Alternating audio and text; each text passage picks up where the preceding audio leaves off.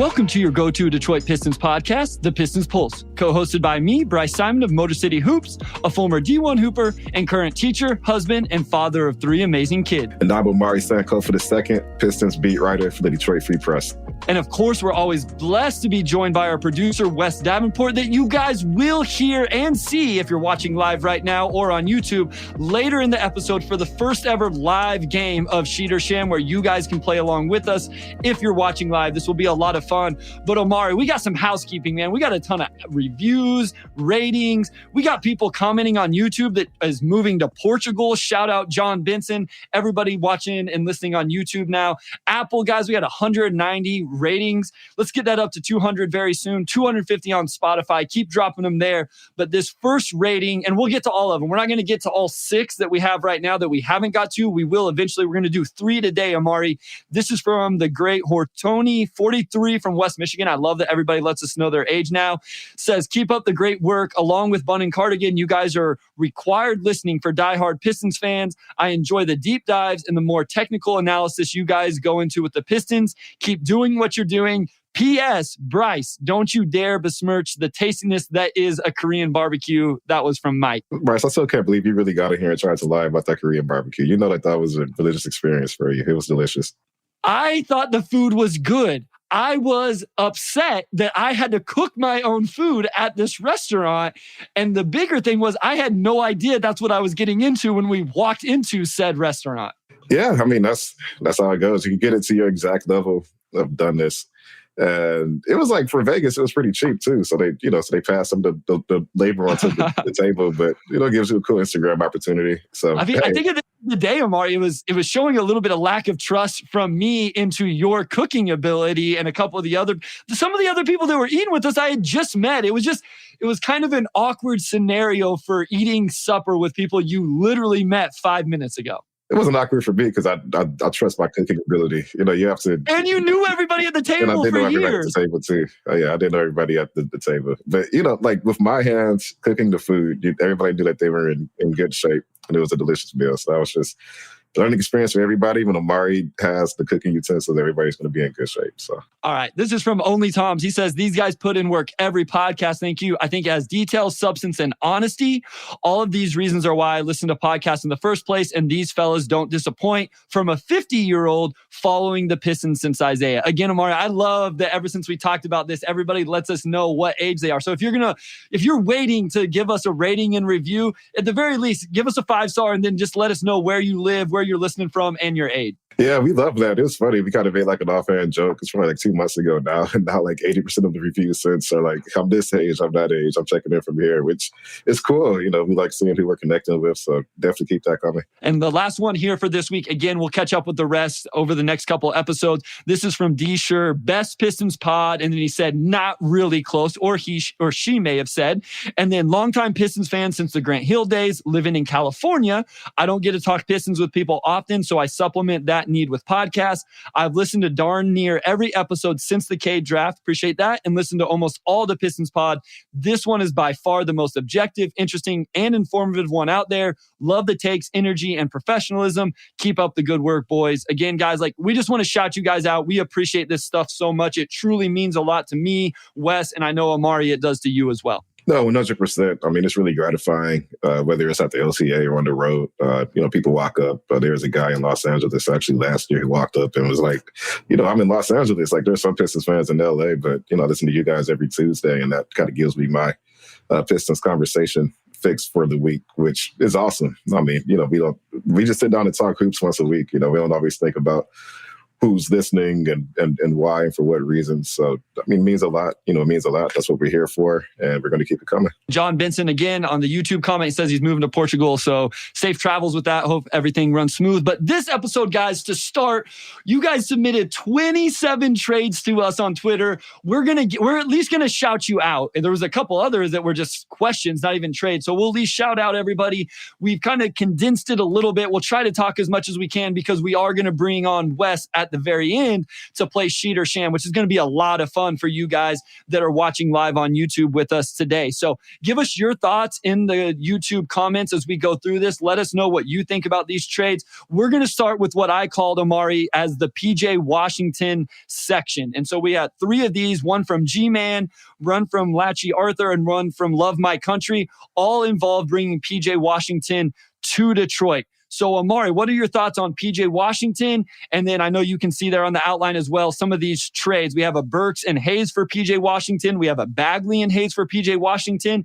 And then the 3-team one from Arthur is really the one that's interesting to me. Yeah, I like PJ Washington as a player. I kind of describe him as a jack of all trades, master of none, right? Like he can score inside. He's got a decent 3-ball, a solid rebounder. He even moves the ball, somewhat well for a power forward. So, I mean, if you're just looking at a depth piece for the Pistons, I mean, I think he makes a lot of sense. I don't know, for the, like his salary or whatnot, if it would be quite worth it. But just as a player, I do think he fits Detroit. So G-Man said 4 for 65. And I was actually listening to a podcast the other day that we're talking about some of the guys we're going to talk about. And they said it's closer to 4 for 80 for PJ Washington is probably what he's going to get. And I don't know what I think about that. What I do think, Omari, is if you sign and trade for PJ Washington 4 for 80, and you just gave Stu the contract you gave him, and then Duran's going to get the contract he gets eventually, to me, you better hope that those 3 guys are your big man rotation. I think it can be, but essentially you've invested the money you're going to want to invest into your front court with those 3 guys. I think 480 is probably a bit rich for me for that reason. You have Isaiah Stewart. We know what he brings. You have Duran, who you would have to pay at some point. So maybe that PJ Washington contract ages pretty well as the CBA money continues to roll in and that cap goes up every year. But 480 for me still feels a little bit high. He's not like the best defender. Like he's fine, but I just got to look at his overall game, and he's a good player. Like I'm not, there's no disrespect at all. I just think for me personally, I think 465 would be a little bit more realistic for me. I don't think the Pistons need to make a big swing for that power forward spot right now. I think you can go into the season as is, maybe, make a trade for somebody more established or, you feel good about. PJ, I don't know if he's quite on that tier for me, so I would have to see that price come down a little bit. Yeah, so he's averaged 16, 5, 2.5, and essentially 2 stocks on 44, 35, 73 shooting splits. He's a career 37% three-point shooter on just under 5 attempts. On Synergy, he's rated very good as a pick and roll man, which I thought was interesting. 69% on rolls to the rim. Stu was just 55% 2 years ago. He wasn't very good on catch and shoots this last season, but it was significantly worse of his career. 54% on layups in the half court. In comparison, Stu was 57%. And then the one that I kind of tried to compare a little bit, Omari, Grant Williams. He got 4 for 54, and the Celtics received 3 second-round picks in return. So that kind of gave me a gauge. And so that's where I'm with you, where 4 for 80, all of a sudden I'm like, okay, what kind of value are we getting for this? And then also, I think you're going to have to give the Hornets more than what the Celtics got. I mean, just because of where those teams are at in their not rebuilds. Obviously, the Celtics aren't rebuilding, but just where they're at with their organizations. So let me ask you about this trade. The PJ Washington and Josh Green to the Pistons, Tim Hardaway Jr. to the Hornets, and then Boyan to the Mavs. He does say you have to add picks where necessary. What do you think about that trade? I think the Hornets would want more than just that, but I mean, adding PJ Washington and Josh Green would be an interesting addition. It would be. I actually like that trade for the Pistons to turn Boyan into essentially, 2 good young guys. Josh Green really began to find his rhythm last season. And we just talked about PJ. Both of those guys fill needs for this team. I like that trade. I think for the Hornets, just to get THJ and you're giving up PJ Washington, maybe that works. I mean, if they're not committed to Washington at all, then you get something for him. Obviously a good veteran. That could work. And then you have the Mavs getting Boyan. And of course, he just is a plug and play, vet who could provide some shooting around Luka. Add picks where necessary. I don't know if any of these teams necessarily need to include picks. Maybe the Hornets get a second or two for their trouble. But this doesn't strike me as a trade where, certainly none of these teams need to give up first round picks to get this done. you could talk me into that. You could talk me into that. Especially if the shooting holds up for Josh Green, I think that's a trade that would work for Detroit. Yeah, no, that's what's interesting there is now you're not getting Bojan just for one guy, you're getting two. I do think the Hornets would probably want a little bit more in that scenario, whether it's some second round picks, whatever it may be.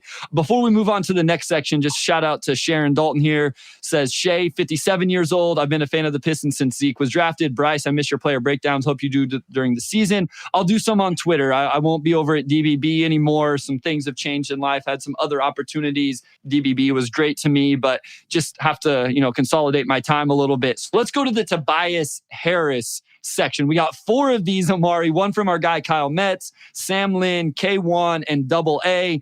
Most of these are very intricate.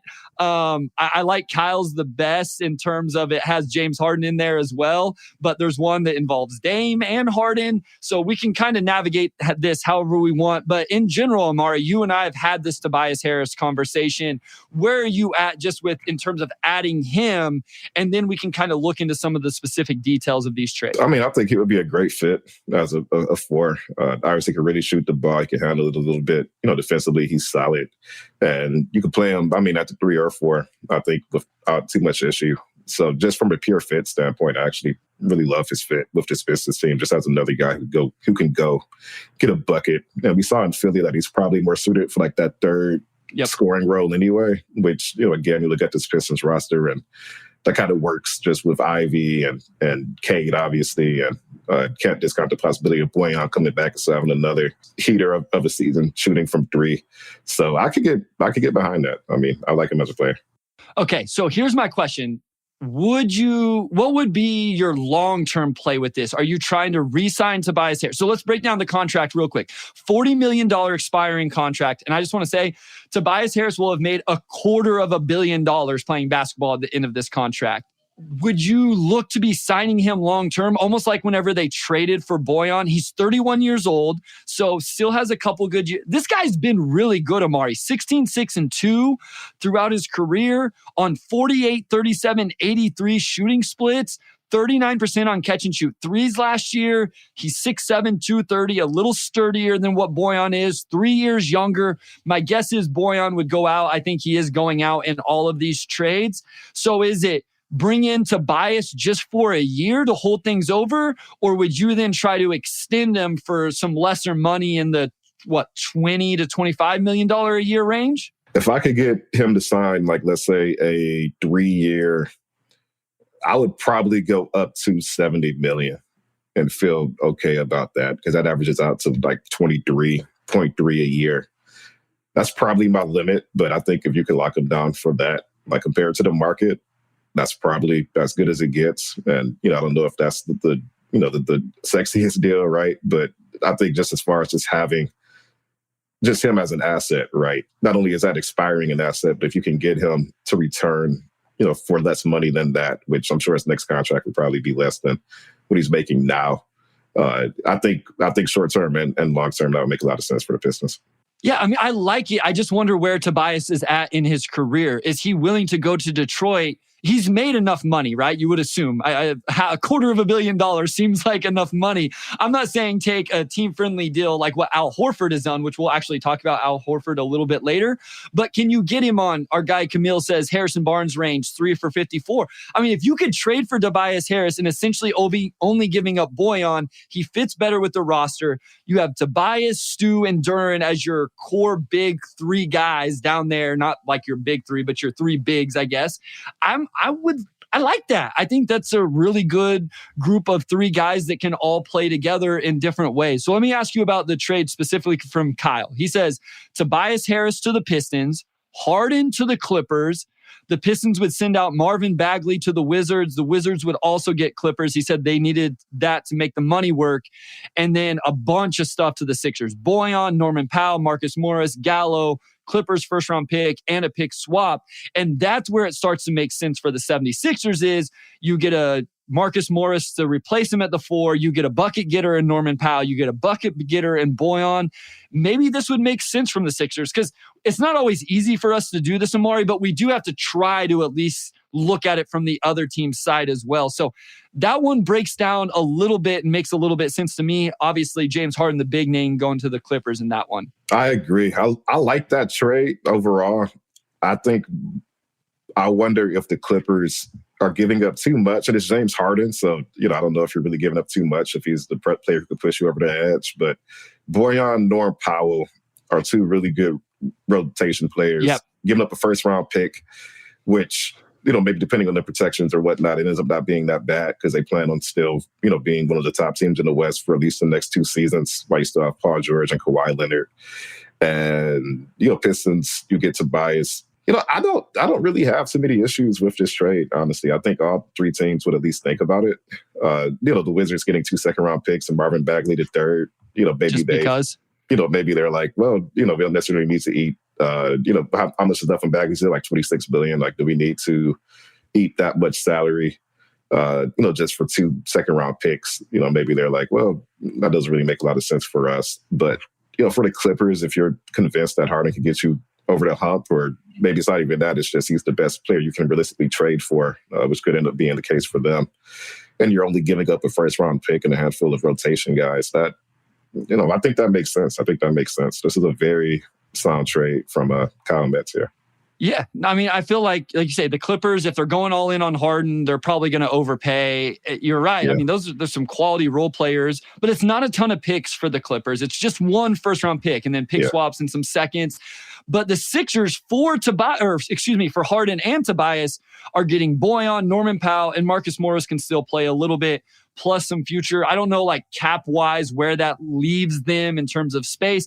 The other one I wanted to mention real quick before we move on is from AA. So this is the Dame and Harden trade. So Harris and draft capital to the Pistons, Dame and Boyan to the Sixers, Harden to the Clippers, and then Norman Powell, Marcus Morris, Wiseman, Highland, plus draft capital to the Blazers. I will just say on that one, Omari, the Blazers better be getting a lot of draft capital in that one because I don't know if any of those other guys are really enticing to them. So it would have to be a lot of draft capital, in my opinion. Yeah, and I think along with that, I don't know if the Pistons are getting Tobias out of that, I don't know how much more draft capital there is for them to get something else. I think the Pistons, probably in that deal, you just take Tobias and it's expiring. And I don't think the Pistons would need a pick to take on that salary. I mean, it's an expiring deal. He's a good player. I think that's totally fine. So I don't know if the Pistons need draft capital in that. Sixers, obviously, you get Dame and Boyan. So that's a good deal. They seem like the big winners in that trade. Harden to the Clippers again. For the Blazers to get Norm Powell, Morris Jr., James Wiseman, and Bones Highland, I just don't think that's enough. I think even if they get like 4, it would have to be in a range of like 4 first-round picks, I think, for them to say, okay, like we can actually do this. I mean, Norm Powell is a good player. You have 3 other players who, you don't like, maybe they're rotation players because you're not a great team, but you don't know if those players could actually help you win in the future quite yet. So you're taking on some risk. And along with that, James Wiseman enters restricted free agency in a year. So maybe you just audition them for a year and that's part of the trade. But I mean, if you're the Blazers, you probably need 4 first-round picks to even think about that. So Norman Powell is a really good player, but I'm not sure he makes sense for the Blazers. He may actually help them win too much. Plus, they have some other guys at his position, Shaedon Sharpe, Anthony Simons. Mm-hmm. I mean, I'm sure you could find a way to get minutes, but I don't know that you want him getting minutes and helping you win. So let's continue to move along because you talked about, adding a 4-man, and you don't think it's quite as big a deal as maybe everybody does, but we got a bunch of those, Omari. So we're going to run through those right here. We're going to start off with old friend Jeremy Grant. This is from Richard Brooks. He says, can they trade for Jeremy Grant? And it's my understanding from Spaltrack that they can't trade for Jeremy Grant until December 15th, or Jeremy Grant can't be traded till December 15th. And that's just so you guys know, he's going to be in the $30+ million cap hits, and he's going to be entering his early 30s. So that new deal, he's in the low to mid 30s. I don't think this year, but every year after this. So Richard Brooks had Boyan or Harris plus Marvin Bagley the third for Jeremy Grant. I'm not sure. We've talked about Jeremy Grant. That contract was a little more rich than what I wanted. So that's essentially just a salary dump for Portland, just to get off of that contract altogether. And the Pistons paying $30 billion could be fine. I mean, we know what Jeremy Grant brings. We know he really fits this roster well. I think him and Duran could potentially be one of the better defensive front courts in the NBA if Duran continues the trajectory he's on. So there's a lot I like there. I mean, Jeremy, he had his best season shooting the ball last year. So now you pair him with Cade and Ivy, obviously a different team than the one he joined 3 years ago. But I think he fits. And I think if the goal is just to get the best power forward on the market, and obviously with Jeremy, there's just a lot less risk because you know exactly what you're getting.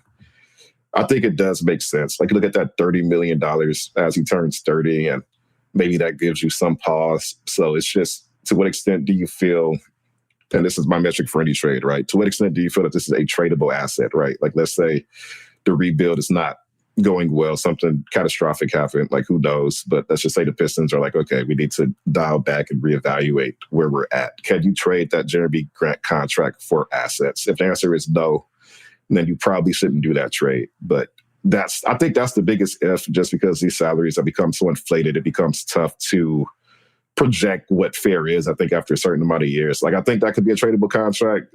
20 seemed like a lot 3 years ago, and now we know he was probably better than that contract when it's all said and done. So 30, from that sense, does not strike me as a big overpay, but I'm not confident that I could flip that for assets, and it just wouldn't be another salary dump situation you're looking for in a couple of years. All right, let's do one more before we go to break. This is from Greg. He says, Alec Burks to the Clippers, Marcus Morris plus 2 second-round picks to the Pistons. Again, we got a lot of these where just trying to fill in a guy at the 4 to balance the roster a little bit. This would clean up the backcourt where we've talked about they have like 6 guys you would somewhat feel comfortable playing or think could play. So you get rid of Alec Burks, bring in Marcus Morris, and just real quick, Omari, Marcus essentially a spot-up guy with some solid catch-and-shoot three-point numbers, and he is on an expiring contract. Yeah, I think Burks had a better season last year. I don't necessarily value second-round picks super highly. So to me, you're just swapping, a good player for a player who wasn't as good last season just for a positional reason. And I wouldn't get behind that. I mean, the Pistons aren't competing for a championship next year, so I wouldn't give up a better asset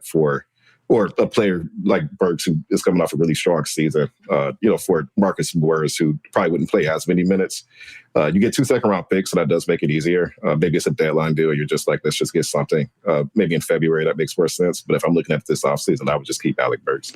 The only thing I will say about second-round picks, it's going to be real interesting. We saw the Nuggets do that this draft, Omari, is some of these teams that are going to end up in the super tax or whatever you want to call it under the new CBA, they're going to value these second-round picks because that's going to be essentially the only way they can add to their rosters, and that's what we saw the Nuggets do. They went out and took 1 pick, turned it into 3, and because they knew they couldn't make any moves in free agency. So having extra second-round picks, maybe as a team like the Pistons, you could sell those off and get something in return from these contenders, or the Clippers may not be willing to part with them. But we got to go to a short break. When we come back, we're going to talk Robert Covington, Otto Porter, Thaddeus Young, Christian Wood. We had a Karl Anthony Town one. We're going to get into some really fun ones, Omari, but we got to take a short break before we dive into those.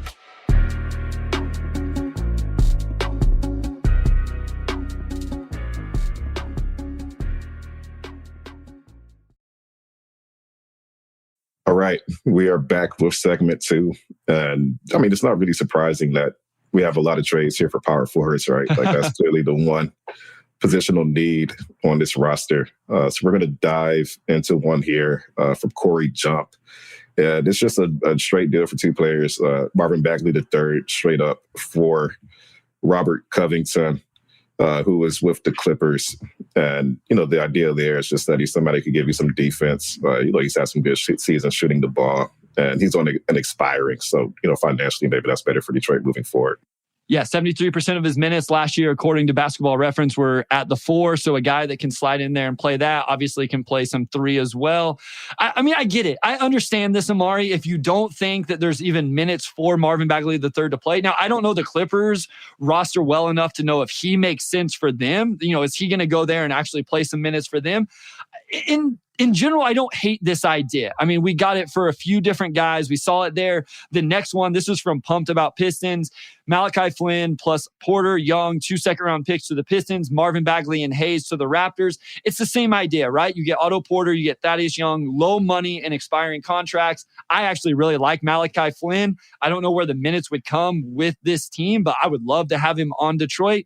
But it's the same idea with both of those trades of you're kind of getting veteran 4 men that can come in, play minutes there, and they're still on expiring contracts. So how important, I guess, because that really determines these trades make sense if you think that's a real hole. But if you think Bojan can play the 4 or Isaiah Livers, I don't think it's something where you just have to sell off Marvin Bagley or Killian Hayes to make it happen. No, I don't think so. And I think also for Toronto, they're probably getting the worst end of that deal. Otto Porter's had injury issues, but otherwise he's probably the best player in that deal, just from a production standpoint. And I think if he's healthy, and that's a big if, but he would fit Detroit really well. But if I'm the Raptors, am I giving up 2 seconds plus Malachi Flynn plus Thaddeus Young just to get off of that contract? And I'm not sure if I'm quite there. You get Marvin Bagley the third and Killian Hayes back. To me, I feel like Toronto would probably just continue to survey their options. But if the Pistons could do that, it depends on the medicals for Otto Porter. So that's a big if, but you could talk me into that. We'll talk about another guy the medicals are important with a little bit later. These next two are from Ronan Sports Talk. He says, Bojan for Christian Wood plus a first-round pick and a sign-and trade. I'll just say with Christian Wood, I know he's talented. I know he's a really good basketball player. There's still a reason he hasn't been signed by anybody. I definitely wouldn't trade for Christian Wood. You probably could talk me into signing him, even though I probably would lean away from it. And then Ronan went big. He said Bojan and Marvin Bagley III for Karl Anthony Towns. Again, big-time talent. He's a floor-spacing big. I think Omari would take way more than this to get Karl Anthony Towns. And you're talking about big contracts. His contract's going into the $50 and $60 million a year range. I'm just not prepared to do that for pretty much anybody with where this roster's at right now. Looking at that first deal, Bojan for Christian Wood and a first round pick, Pistons aren't, I don't know. I don't think the Pistons will get a first round pick in that. Like, there's just no real reason for Dallas to. I don't even know if they have a first they could give up after the Kyrie deal, honestly. But, I think for them, it just doesn't make much sense to give up a first-round pick for a guy that they could just not bring back, right? So, and then for the Pistons, they've had Christian Wood. Obviously, that was a different regime, different coach. But just the intel on him just throughout his career hasn't been that great. And just everything the Pistons talk about with character, maybe that exits him out. But if you're just taking a fire on the guy, maybe that makes more sense. And then the second one, Bojan and Marvin Bagley the third for Cat. Yeah, if I'm Minnesota, there's just no way that I would do that. I would need Karl Anthony Towns is still a great basketball player. He hasn't had any playoff success. Of course, he was hurt last year, but I'm looking at that deal. If I'm giving up the best player, I've got to at least get some draft capital for that. And the Pistons can't trade a pick until I believe 2029. So. I would just need a little bit more. Well, I need a lot more, to be honest, if I were Minnesota. All right, this is from Judah, and he says Marvin Bagley III plus Joe Harris to the Bulls, Lonzo Ball, Pat Williams, and a protected first-round pick to the Pistons. I don't think you're getting Pat Will and a protected first-round pick, but maybe in the season, maybe this somehow happens. Maybe they eventually want to get off Lonzo. I don't know what exactly is going on with Lonzo's contract. I know he has 2 years left at $20 million with a player option. I don't know how it works with the injury stuff. I really like the idea of getting Pat Williams, I guess is what I'll say about this one, Omari. Spot-up player, shot really good on catch-and-shoot three-pointers this past year. Hasn't really been this do-it-all guy that he was supposed to be coming in. I don't think you're getting Pat Will for Marvin Bagley III and Joe Harris, but if you could arrange some sort of trade to get him, even if you had to take Lonzo Ball's contract back, I would be interested in that in general. Yeah, Pat Will makes a lot of sense for the Pistons. I look at just the value on both sides, and the Bulls are giving up way too much. Lonzo, there's no telling where he's at as far as just being able to play basketball. Of course, his injury situation is horrifying. It's impossible to say if the Bulls will look to get off of that contract or if they'll just ride it out or get some sort of medical exception or what, right? There's not too many examples of young players having the type of injury issues that Lonzo has had. But Pat Will has had, he's been solid. He's been solid defensively. He shot the ball well. If you're the Pistons, I think if the Bulls are trying to get off of that Lonzo Ball contract and they're including Pat Will, that's as good as it gets. You're probably not going to get a first round pick along with that. And then for the Bulls, I assume it's just more of a salary thing because Joe Harris, of course, is an expiring. But Marvin Bagley has another year on his deal. So I feel like Chicago probably just doesn't do that. I mean, for the Pistons, it probably makes more sense. But for Chicago, they're probably just giving up a lot, not getting as much back. All right, this is from Chubbs, who was at the live show. So shout out Chubbs, who came out and to Hopcat and watched live with us and interacted, asked some questions. We got to hang out with him. So shout out Chubbs. I know you've been a big supporter for a while. We appreciate you. He says Marvin Bagley III and Joe Harris to the Celtics, Al Horford to the Pistons. And I think he said bring Al Horford home. I didn't know Al Horford went to high school in Michigan. So that was something I learned from this one. Again, I don't think this is enough for the Celtics to make this happen. I would love Al Horford. He's on an incredible contract, $10 million essentially for next 2 years. He's essentially just a spot-up player, but he's really good at it. I just don't think that gets it done. But yeah, I mean, if you could get Al Horford, that'd be great. Yeah, I mean, we know what Al Horford brings. Obviously, one of the better defensive bigs in the NBA, one of the better passers, and one of the better shooters. So he would greatly raise the floor for this team. Of course, just being a really good vet to have in the locker room as well. So I like that a lot for the Pistons. I think for the Celtics, obviously Joe Harris, is a really good shooter. With Bagley, you're just not getting just not only the shooting that Horford gives you, but that playoff savvy as well. So, I mean, for the Pistons, absolutely. For the Celtics, they probably look at it and say, probably need a little bit more for that. All right, this is from Mr. Jiggles. He says, Boyan and Stu to the Knicks for Julius Randle. This one kind of caught my eye just enough because I actually think the value is decent, Omari. And I'll just say, Julius Randle's 3 more years on his contract in the mid to upper 20s. He's almost 29 years old. I wouldn't do it, but I thought about it because I do like Julius Randle, but I'm not sure he necessarily fits the roster extremely well. But I thought out of a lot of the trades we got, Omari, I thought the value on this one was pretty interesting. Yeah, I like Julius Randle as a player. And I think, especially with the new CBA, I think his contract is completely fine. Like he's probably underpaid now for a guy who got some MVP attention not too long ago. And it's very firmly one of the better power forwards in the NBA. I think for New York, Boyan and Stu are 2 good players, obviously, but you're trading a guy who is more like star level, essentially for 2 more role player level guys. So for New York, I guess I'm trying to wrap my mind around like what incentive they would have to make the deal. If it's just, maybe we just like. I think Wes like RJ Barrett maybe had blown up at this point, by the trade deadline, and you just didn't feel like you needed whatever Julius Randle is at this point in his career, number 2 or whatever. And so it's like, hey, we can go get a couple, Boyan a number 3, number 4, Stu a 3rd big, and those guys make more sense because we have the stars at the top. Yeah, I think the Pistons would have to include a first for that to get across the finish line, at the very least. Of course, some other stuff would have to happen for the Knicks to consider trading Randle. He did have a bounce-back season last year, so they're set up to do that. Probably isn't that strong. But I think if the Pistons, you got to include some draft capital to sweeten the pot for New York. I did have an interesting, fun time talking, Asar, Julius Randle, Duren. I think, does Randle space the floor just enough? And then Asar and Duren can insulate him defensively. I still didn't love it. I like him as a player, but, is that a move you want to make at that point? But I thought it was interesting. It was fun to, kind of think about that one. This one is from V. Prasad. He says, Kuzma to the Pistons, Hayes, Wiseman, 2 second-round picks to the Wizards. Kuzma's contract, really interesting. 28-year-old, decreasing contract. It actually gets below $20 million in the final year, Omari. Over 80% of his minutes have been over at the 4 the last 2 years. He's had good numbers, more play types as a pick-and-roll handler than what I would like, but he can knock down unguarded catch-and-shoot threes. He is an interesting player. I know not everybody thinks he's a winning player, but he's an interesting player. I think so. I know Monte Morris would love having this fellow Flint native and buddy here in Detroit. For the Wizards, that's just a salary dump. Hayes, Wiseman, both extension eligible, both set to enter restricted free agency next year. That trade couldn't get done. I think it's similar to Jeremy, but they have to wait till after December to do that trade. So maybe the Wizards are just going to fully embrace a rebuild, and they say, okay, we can get 2 seconds for Kuzma, give Hayes and Wiseman some minutes to see if there's anything there. And if not, then obviously just part ways and just take that cap space next summer. So that's a solid trade. I mean, a lot of it comes down to the Wizards and their priorities and what they want to do cap-wise next season. And also how Kuzma plays as well, although at this point we know who he is as a player.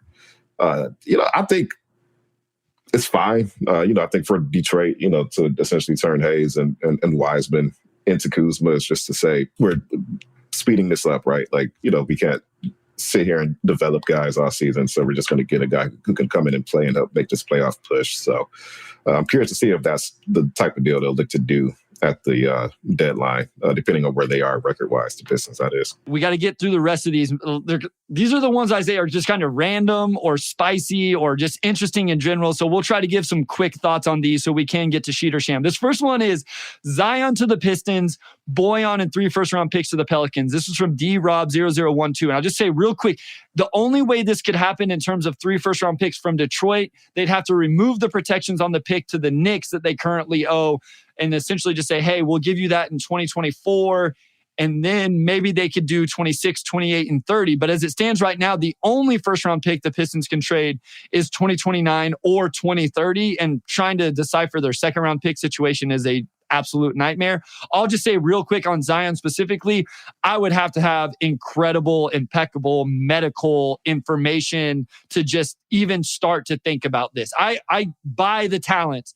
I got to know the medicals. And if I can't be 100% on those, I don't care what it would take essentially. Yeah, even if the Pistons had 3 first-round picks to trade, like I would probably pause on doing that. It would come down to the medicals. Of course, Zion with the lower body injuries. It's not a good track record for players his size having those types of injuries very early into his career. So that's the type of trade that could backfire really horrendously for Detroit. Obviously, if Zion can't play, you're basically repeating the Blake Griffin trade all over again and hamstringing yourself. So, yeah, I would have to see the medicals on that one for sure. And it's sort of it's like Zion, like the value for him is weird, right? Because everybody wants to see if he could play. And if he comes back and he dominates next season, then of course you would never think of trading him to begin with. They're just going to keep him, yeah. So I don't know if he's even a tradable player unless some team gets really, really desperate and just says, this is our only chance at a star, so let's just do it. What you do is you just say, no, we're rolling in the lottery right here. Like we're taking a lottery ticket and we're going for it, and it's completely boom or bust. We got a couple about the Oklahoma City Thunder. So NBA trade season and Resball Pod, which is Steve. Shout out Steve. Always supports and has his own stuff that he's doing really big time. And they're essentially trades with the Thunder. And I just wanted to touch on these ones real quick because the Thunder have like 20 or 21 players on their roster, which is fine for right now, but eventually that has to get down to 15. The Pistons are number 1 on the waiver. So my thought with anything that involves a Thunder player is I'm just going to wait for them to cut or waive a player, and then I'll pick that player up. Now, Steve's did involve maybe getting a first-round pick as well, which we know the Thunder have plenty of. So that makes sense to me. But, there are some enticing players they may get rid of. Poku, Jeremiah Robinson-Earl, Aaron Wiggins. There's some Trey Mann. But I think I'll just wait and take my pick of the litter. And maybe this is why Troy Weaver only has 14 guys on the Pistons roster right now. Yeah, I mean, if I could get Trey Mann, I've been a Trey Mann fan since he was drafted a couple of years ago. So, I would definitely listen to that. NBA trade season, we have Marvin Bagley III, plus Killian Hayes to the Thunder for Davis Bertans, Poku, and Trey Mann coming back to Detroit. I think for Detroit, that's good value. Bertans obviously spaces the floor for you. Poku, we don't know what he is yet. He's putting on weight, they say. And, I just talked about Trey Mann, and then Bagley and Hayes for Detroit. That's basically just saying, these guys are in our future plans. We can just take a flyer into every young guys and then have something that addresses our need for power forward. But as you said, for OKC or even for the Pistons, really, do you necessarily need to make that trade? It would have to be we really want Davis Bertans. We're just going to do this now and not wait for the waiver wire, which, makes some sense. So I think that's probably for Detroit then a trade for Bertans, or maybe they value Poku that highly. I mean, I don't know, but I think it would have to be, we value one of those two guys enough that we're not going to wait for the waiver wire. We're just going to go ahead and get this done now. This was a really interesting one from Greg. And essentially the trade, there's some other things that happen here, but essentially the trade is Jaden Ivey to the Timberwolves for Jaden McDaniels of the Timberwolves. So you're essentially swapping out Jaden Ivey for Jaden McDaniels. And so I thought there is other stuff that's coming. Poku, Garuba, the Thunder are involved. There's some second round picks. But the core of the trade, you're sending Jaden Ivey out and you're bringing Jaden McDaniels in. And I'll just say, again, I was listening to a podcast. They were talking about Jaden McDaniels getting 4 years, $120 million. Obviously a big-time defender. Offensively, he's gotten a little better every year, shot the ball extremely well from three-point this last season, I think on low volume. I don't think I'm ready to give up on Jaden Ivey at this point. And my other thing is, hopefully you have someone in the similar mold with the Sar Thompson. So I'm not discounting how good Jaden McDaniels is, but I don't think this is something I'd particularly be interested in. Yeah, I actually think Minnesota probably says no, just because Ivey, of course, overlaps pretty significantly with Anthony Edwards. Sure. And then on top of that, Jaden McDaniels is just to have a toolsy three who can give you that defensively is just incredibly valuable. And then, of course, for the Pistons, to trade Jaden after his rookie year, you risk, trading a future star, which could come back to bite you as well. And not that Jaden McDaniels can't get there, but he probably will be more of like that kind of toolsy elite role player than like a star guy. But we'll see. We'll see. He's still young, probably only like 21, right? So there's no telling what he could become in 3-4 years. I feel like that's one of those trades where both teams probably say no, because that could easily backfire one way or another for both teams. So they'd rather just keep the guys that they have. But that's an interesting idea, because I do think McDaniels will be really good for this Pistons team. 23-24 Pistons. Casey Thomas on Twitter says Tyler Hero to the Pistons, Boyan and Hayes to the Heat. I would just say I think the only reason the Heat moved Tyler Hero is because to facilitate the Damian Lillard trade. And I don't know that Boyan and Hayes help facilitate the Damian Lillard trade, because I don't think the Blazers are interested in either of those guys. So I like Tyler Hero. I don't know how exactly he would fit with the Pistons. I don't think that's something Miami does in this case, just because the only reason they're trading Hero, again, is to make the Portland trade happen. Yeah, if I'm Miami, I think Tyler Hero's contract is like perfectly fine, just for how well he shot and scored the ball last season. And I think him missing some of those key playoff games probably cooled the national opinion on him as a player. But you look at his numbers and he's really, really good. If you're the Pistons, it's probably that's a good trade for Detroit. I like that a lot. But for Miami, yeah, Hero arguably is the best player in the deal when you also account for age. And anytime you have the best player in a deal, you just have to get some sort of draft capital back to even it out, which the Pistons probably shouldn't give a first-round pick for Tyler Hero. So that's probably one that both teams probably are cool on. All right, I got two more that we're going to talk about. First, we got to talk about Wes's guy, Denny Avia. Kyle Metz put this one together just for Wes. So Denny Avia to the Pistons, James Wiseman and Killian Hayes to the Wizards. I'm going to say yes, just because Wes is my guy and to make him smile. Yeah, if you're the Pistons, that's probably a yes. Denny Avia can play the four, good passer. I think his shooting has improved even, so just a really good all-around forward. He can really, really pass the ball. Like, he's one of the better playmaking forwards in the NBA, I think. For the Wizards, you're getting James Wiseman and Killian Hayes, who I think both are less proven than Avia at this point. They probably need some sort of sweetener to make that happen, but they probably look at that trade and just say, I think we're okay. So sorry, Wes. Last one. This is from Age of Krabnos and NBA Mock Trades. And essentially both are trading Ben Simmons to the Detroit Pistons. I just want to give NBA Mock Trades a shout out. His was part of a bigger deal that involved 13 players, 6 picks, 4 teams, gets Damian Lillard to the Heat, Tyler Hero to the Blazers. He or she put a lot of time into that. Ben Simmons, 27 years old, 2 more years on his deal at 38 and 40 million. I'll just say this. I was really a Ben Simmons fan when things were going well for him. I think he was a really good player, Omari.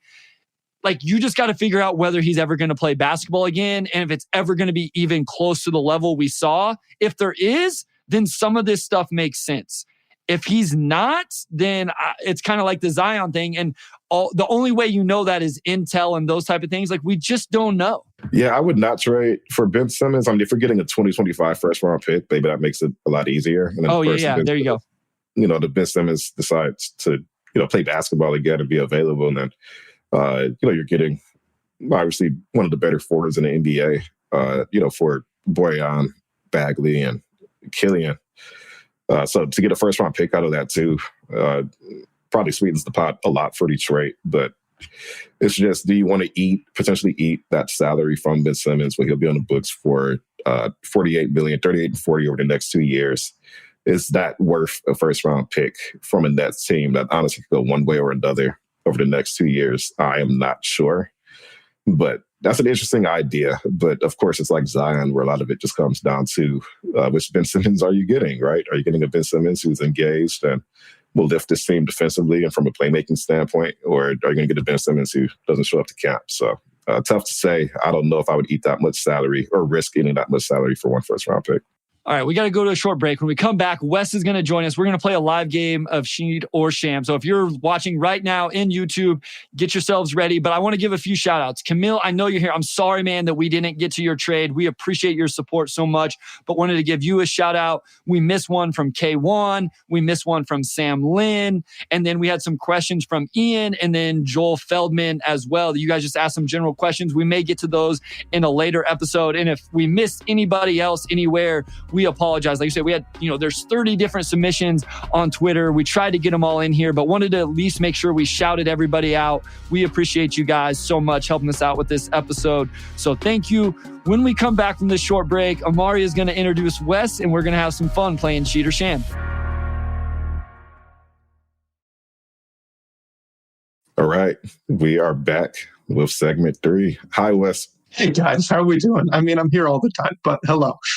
Is this the first time you've been on a live at all? I think this is. Yeah, I think this is actually the first for the YouTube streams. Wow. We got to fix that. Okay. Yeah, that's a major mistake on Omari and I's fault. Mostly Omari's, not mine. But it's mostly Bryce's fault. Wes, we have a connection, we have a partnership. So Wes, we're excited for this game of Sheed or Sham. Please remind the people of the record so that they know the stakes going into this. Hold on. I got to give your guy Shad, man. He says, I swear Bryce always has a big. I got to stay hydrated. I'm getting old, man. When you get my age, you understand dehydration it gets you more and more. So yes, I have a very big cup here.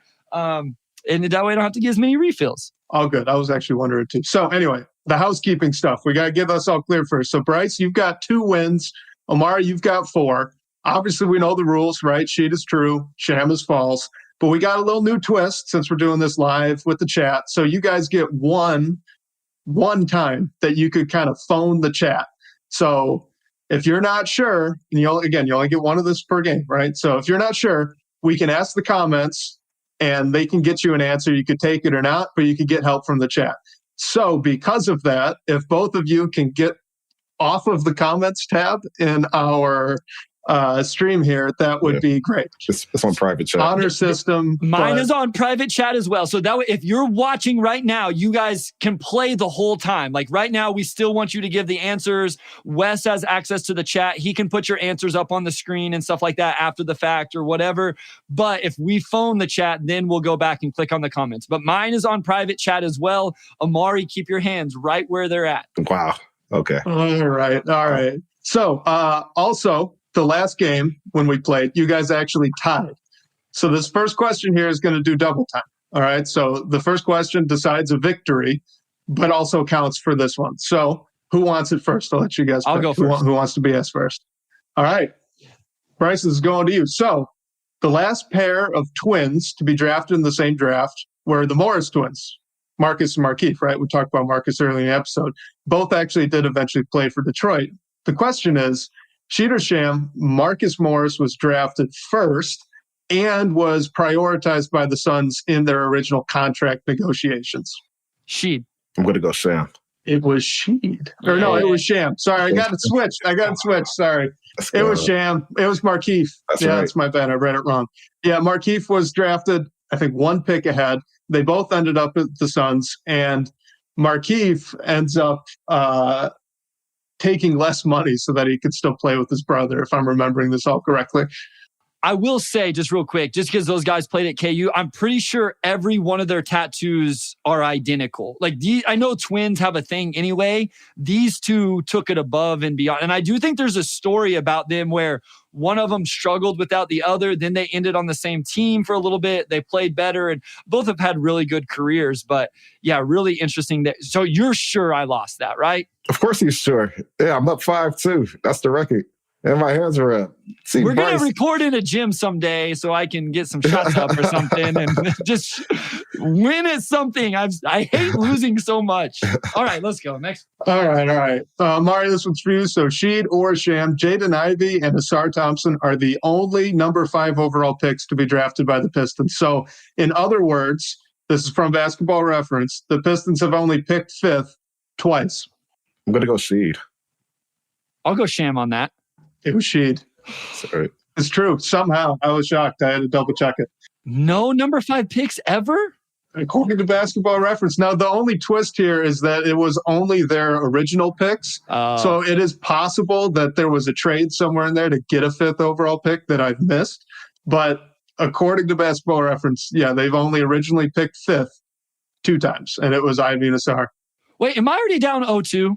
Did that first question count? It did. Yeah. This is good. I knew that one only because like I think when it was like Cade, I was like going through like all their draft histories. Like last time they had a number 1, last time they had this or that. And they haven't had as many lottery picks as you would expect, like way more in recent years than like before. Because, of course, you had the Bad Boys era and then they dabbled with the playoffs in the 90s. So there wasn't a lot, but it was a little bit of guesswork in that. But I was like, besides Ivy and Asar, like I couldn't think of anybody else who would even be even just like the amount of like top 4 picks they've had or like top 5 picks are like, it's not like a really big number. So next one up. I was excited about this one since I found it. So Bryce, this is going to you first. Former Piston, Jason Maxiell. Chat, get ready. Chat, get ready. So I only thought about him because obviously Woj noted he was the last Piston rookie. Well, not rookie, but to get the rookie scale extension, right? Before Stewart did. So here's the question. Maxiell, he was known, he blocked some shots. He was just kind of a hustle guy. Fans liked him. They liked him so much that they gave him the following nickname, the Baby Eater. All right, definitely go into the chat on this. This isn't even a fair question because Wes knows I wasn't even a Pistons fan until 2020, the very end of 2020. It hasn't even been 3 years. This is sabotage. So why are people cheering for Omari being up 2-0? That's messed up. I just looked in the chat and my man DJ is so I need some help. Come on, guys. Is this Sheed or Sham? Reread the question for the chat, Wes, and I'm going with whatever the chat tells me. So get me the answer, guys. Sheed or Sham, Jason Maxiell's nickname when he was with the Pistons, at least amongst fans, was the Baby Eater. They have to know. Somebody has to know this.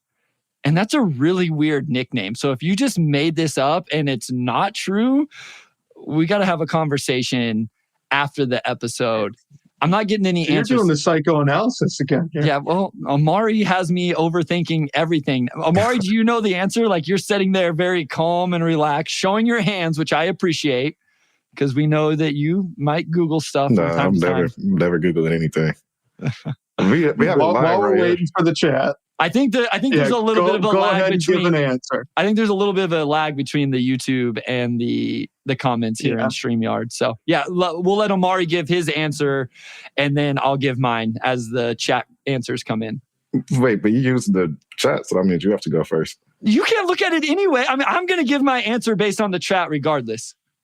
All right, we're getting some in now. I'm going to say Sham based off the 3 that have come in so far. Apollo says Baby Shaq more like it. So yeah, I'm going to say, now there's a bunch of Sheeds coming in. Shad says, Shad is, I don't trust Shad. That's Omari's boy. And so he's trying to cheat me. I'm going to stay with Sham. All right, Omari, what's your answer? Like I'm trying to think. Like I watched the Pistons. You've had plenty of time to think. What have you been doing? I'm still thinking. I'm still trying to process this answer. Yeah, I mean, I've watched probably all of Jason Maxiell's games. If he was called the Baby Eater, it definitely didn't stick. But, George and Greg have bounced nicknames around sometimes. I just didn't stick. I remember there was like a week where they were This was a fan nickname, to be clear. This was not George and Greg. This was a fan. Okay, because I was going to say there was like a week during Andre Drummond's rookie season where they were calling him Springs, and it just didn't quite catch.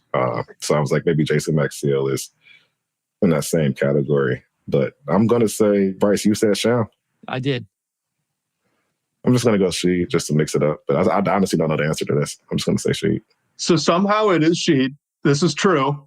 I don't know why. You can look it up. It's actually in Basketball Reference too. And there's an old DBP article mentioning the nickname after he left and went on to play for another team. So I don't know why it was a thing, but apparently he would block a shot, and then the only way fans could describe it was that he just ate a baby, and that's how he became the baby eater. I'm doing the Birdman hand wrap. Jason Maxfield. 3-0.